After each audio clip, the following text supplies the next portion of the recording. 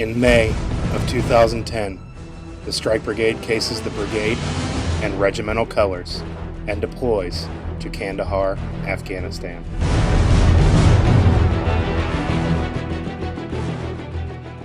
They first arrive at Kandahar Airfield, a base ran by International Security Assistance Force, aka ISAF. They move and build forward operating bases and combat outposts in the Taliban-infested districts of Arghandab, Maiwand, and Zari, the birthplace of Taliban and Mullah Muhammad Omar, their spiritual leader. Strike is the first US Brigade Combat Team in this region, ever. Over the next year, the 2nd Brigade Combat Team would join forces with units from 3rd Squadron, 2nd Stryker Cavalry Regiment, 2nd Battalion, 508th Parachute Infantry Regiment, 1st Battalion, 66th Armor Regiment, 71st Explosive Ordnance Disposal Group, 1st Brigade Combat Team, 101st Airborne Division, 3rd Brigade Combat Team, 101st Airborne Division, 1st Brigade, 4th Infantry Division, 4th Squadron, 4th Cavalry Regiment, 212th Military Police Detachment, 2nd Engineer Battalion, 176th Engineer Brigade, 184th Ordnance Battalion, 52nd Ordnance Group, and the Afghan National Army's 3rd Kandak, 205th Corps. Together, they would be known as Combined Task Force Strike.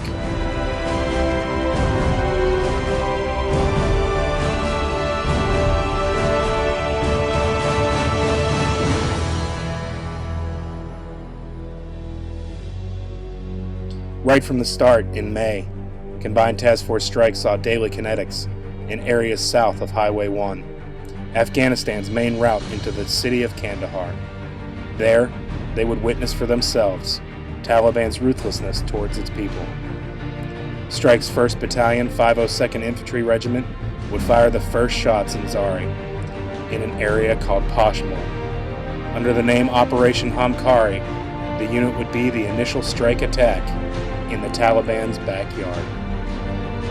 National Public Radio's Tom Bowman and David Gilkey would be one of many to embed with Strike.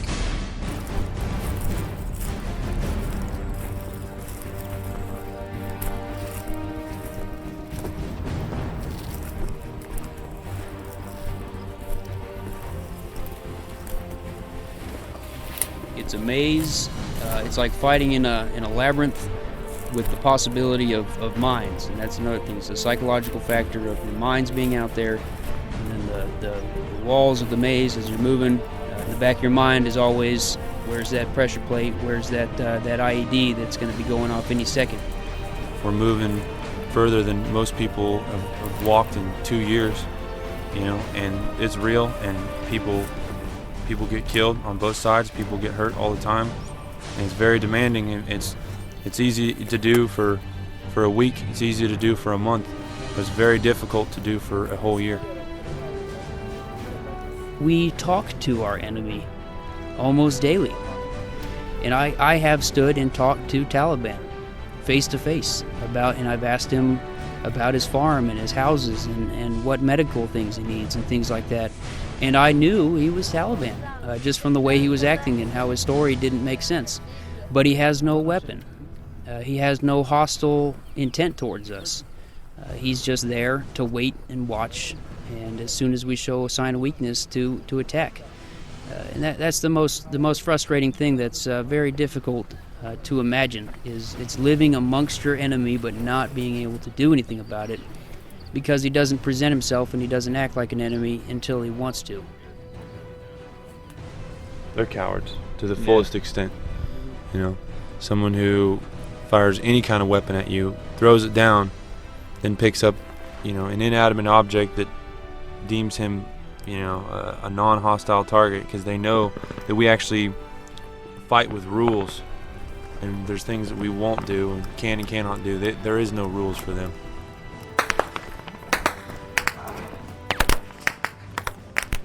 bullets start coming in, and the sound of a bullet coming at you is something that you have to experience. It's both frightening, exciting, and confusing, and you can't tell from the sound where it's coming from. And so we find ourselves taking fire, and just mentally all you're thinking of is somebody's shooting at me. I don't know who, I don't know why, and I don't know from where. Your educated mind and your primitive self are fighting each other. Your primitive self is saying, bury your head in the sand and hide behind something, and your trained mind is saying, move, attack, destroy the enemy. And you have to battle those two and come to some kind of a medium. Hey Doc, what's his status? Lost a little bit of blood, but he's got maxillofacial damage. As a medic, I think the hardest thing for me is where to get started, because a lot of times I'm seeing guys that have been blown to literally pieces, and I got to figure out where to start. And a lot of times there's just so much wrong with them. You point your finger and start there, and then work your way around the whole body. I think the toughest part psychologically for me and what I do is the smells. I mean, you'll never forget these smells. I mean, everything's got a very unique smell, and a lot of times I know what's going on. I can smell burns or blood or things like that. So my mind's already preparing me for what I'm going to run into. Now we're getting shot from over there, I think. Some of these guys on a real personal level, and it's tough not to get emotionally involved, but then again, you get emotionally involved and you lose track of the situation, then you're going to get other people hurt. So you got to focus on the bigger picture. We fight, and we wake up the next morning, continue to fight, because to our left and to our right is the man that you've worked with, the man that you trust, and for lack of a better term, we all love each other. You build a bond that you can't get in a gang, you can't get it in family, you can't get it in church, you can't get it on a sports team. This is something that you have for the rest of your life. You've been through something with that individual that no one else can replace.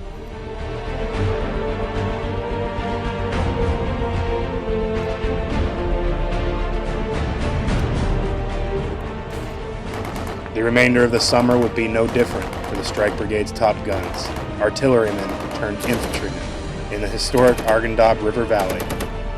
3 straight months of 100-plus degree weather and a non-stop war with an entrenched, well-equipped, determined enemy faced the strike soldiers. Late July and into August, the tide began to turn in the Dab during what is now known as the Battle of Bakersfield, an offensive where Strike's 1st Battalion, 320th Field Artillery Regiment, attacked the central Arghandab Taliban stronghold. Lieutenant Colonel David Flynn, the top gun commander, would say, "We made it our mission to take Bakersfield away from the Taliban. It is critical for us to have this. It falls on the road that leads to our cops and was one of their strongholds. But we fought through attacks, IEDs, and everything the Taliban had in the Arghandab River Valley. The Taliban no longer has control over the area." A total of 23 combined task force strike soldiers would fall those first 3 months, and twice as many would be seriously wounded. The Taliban still remains out of power in the Arghandab River Valley.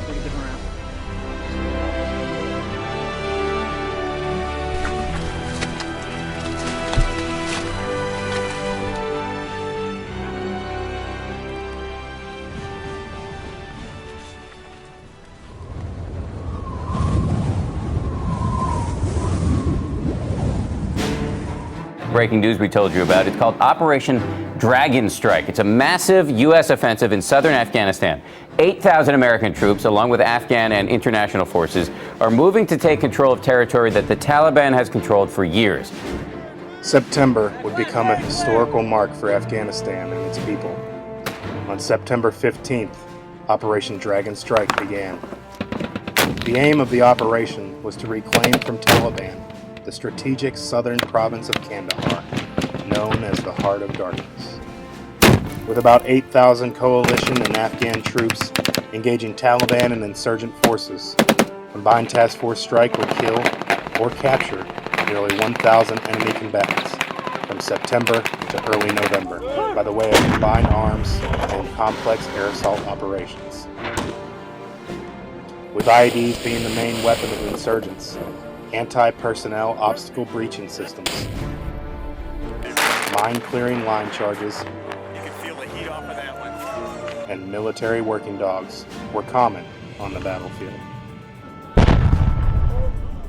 3-2 Wolfpack in charge of Maywan, 2nd Battalion 502nd Infantry Regiment, Strike Force in Western Zari, 1st Squadron 75th Cavalry Regiment, the Widowmaker, Strike Cav in Central Zari, 1st Battalion 502nd Infantry Regiment, 1st Strike in Eastern Zari.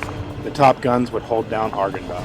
2nd Brigade Special Troops Battalion, Raptor, and the 526th Brigade Support Battalion, Best by Performance, which spread throughout the front lines, supporting all Strike units. Strike would take over key terrain from the Taliban during the operation in the Horn of Panjwai, a place the insurgents once called untakeable. The Rakkasans of 1st Battalion, 187th Infantry Regiment, then nicknamed the Strikeasans, removed it from Taliban's grip that October. General David Petraeus, ISAF commander, and former 101st Airborne Division commander, personally selected the unit to conduct Dragon Strike. Is that what you are doing is historic. It is extraordinary. You know, there's some folks back there that every now and then say our Army doesn't know how to fight anymore because Petraeus has them doing nation building or something like that. And I'd love for them all to come out here and see how you have used combined arms against a very resilient enemy who is adaptive and is smart and who knows the terrain and is determined to hang on to it until confronted with the kind of power that you represent. What you have done, again, is absolutely extraordinary. You don't realize it because you're living it, because it's, even with all the adventure and excitement, you know, the moments of fear as well as the moments of everything else, it's still a Groundhog Day experience. The eyes of the world are on you. Kandahar is enormously important to this effort. But as this continues, and as you close in on the final areas on the Horn of Panjwai, and as you establish the hold force, we've got to get them in here and they've got to understand what it is that you have done, the skill with which you've done it, the valor that's been demonstrated along the way, and the tremendous leadership by our commissioned, warrant, non-commissioned officers. Now, this just isn't about the whole deal about how many medals of honor are coming out of Iraq or Afghanistan.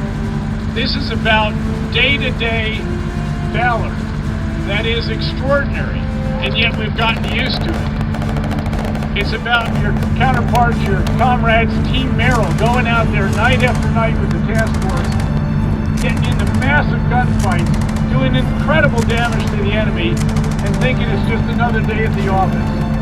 And we're going to put them, I'm going to personally sign their recommendation for a presidential unit citation. I've already told your commander I want each of these battalions put in for Valorous Unit Awards, perhaps more as well. You don't realize the significance of this, and again, what it is you're doing and how courageous this stuff is. You've taken it for granted. Well, look, a lot of us have been doing this nonstop since 2001, and this is one of the most significant combat operations that I've seen during that time. That includes the fight to Baghdad, every one of the Fallujahs, Sadr City, Bakuba, Ramadi, Baghdad, all the rest of this stuff. This is really impressive. And what's most impressive is that while we have had some tough losses, they have not been, frankly, what a lot of us feared they would be, because of the skill and the will of all of you and the way that you brought together combined arms. And again, today it's a privilege to pin those on some of these heroes and recognize others who have shed blood in the service of our nation. An infantryman with 1st Strike's Alpha Company would become a hero during Operation Dragon Strike and would later be awarded the military's second highest award, the Distinguished Service Cross. The historic gains came at a great cost. 25 Combined Task Force Strike soldiers would make the ultimate sacrifice during this time frame.